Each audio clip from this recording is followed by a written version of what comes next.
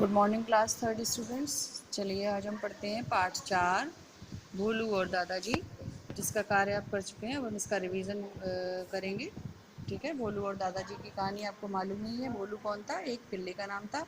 और जिसको जो बच्चे हैं कुछ घर में, वो वैभवी, मन्नू, जूही जब अपने मॉर्निंग वॉक यानी सैर के लिए जा रहे थे, तभी उनको पिल्ले की आवाज़ सुनाई पड़ी और उन्होंने उस पिल्ले को देखा तो वो एक नाले में गिर पड़ा था। नाले में से उतरकर जूही ने उसको बचाया और उसको वो घर ले गए और उन्होंने घर ले जाकर उसको उसकी बहुत सेवा की। घर ले जाकर उसको जो है मनु ने रुई से में दवा भर के लगाकर पिल्ले के पैर में लगी चोट को साफ किया।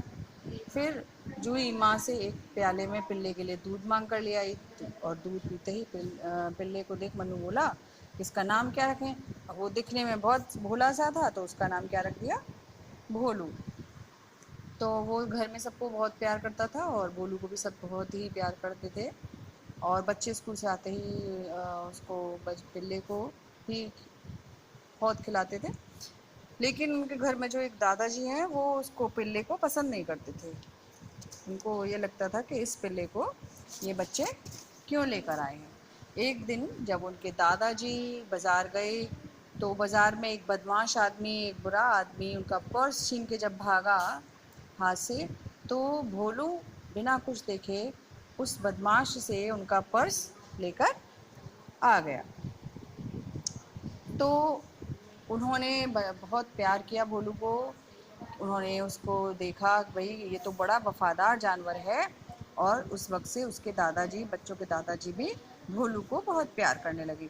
तो बच्चों, ये है आपकी भोलू और दादाजी की कहानी, जो मैंने आपको अभी उसका सारांश बताया है। ठीक है, अब आपको इसके देखिए शब्द अर्थ याद करने होंगे। सबसे पहले हम क्या याद करते हैं? शब्द अर्थ। पाठ में कितने शब्द आए हैं, शब्द अर्थ हैं ऐसे जो आपको याद करने हैं। पहला है देखिए व्यायाम। व्यायाम मीन्स क्या होता है? कसरत। दिनचर्या। दिनचर्या क्या होती है? दैनिक कार्य, जिसको हम इंग्लिश में कहते हैं अपना रूटीन, ऐसे ही हिंदी में कहते हैं हम दैनिक कार्य। दुम। दुम मीन्स पूंछ। बदमाश, बुरा आदमी। पिल्ला, कुत्ते का बच्चा। सेहत, तंदुरुस्ती। बेजुबान, जो बोल ना पाता हो। गर्व, अभिमान। अब देखिए कुछ इमला शब्द हैं जो आप अपने बड़े भाई बहनों से, अपनी मम्मी से बोलिए कि वो आपको डेली इमला शब्द आपसे लिखवाएं, और आपकी जब मात्राएं भी सुधरेंगी उससे आपका लिखाई भी सुधरेगी। प्रकृति, देखिए इसमें दो र की मात्रा हैं, दोनों अलग अलग तरीके से लगी हुई हैं, एक ऐसे और एक नीचे। ठीक है। दूसरा है आनंद। झांक कर, इसमें देखिए अंक की बिंदी लगी हुई है आनंद में, और इसमें चंद्र बिंदु है, ये अंतर होता है। चौथा शब्द है ठंड। पांचवा शब्द है व्यायाम। व्यायाम में देखो आधा व है, फिर 2 बार पूरा या यज्ञ है, और दोनों या यज्ञ पर बढ़िया की मात्रा है। तो ये सारे सब शब्द आपको ऐसे लिख कर देखोगे बार बार, तो आपको आपकी भाषा में सुधार आएगा, आपके लिखने में भी सुधार आएगा, आपकी मात्राओं में भी सुधार आएगा। छठवां है ठुमकती। सातवां है दिनचर्या। आठवां है दफ्तर।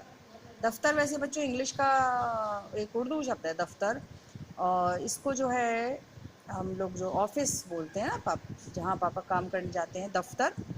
नौवां है आश्चर्य। ठीक है, तो ये आपके इमला शब्द हैं और शब्द अर्थ हैं। आप इनको याद करो और लिख कर देखो।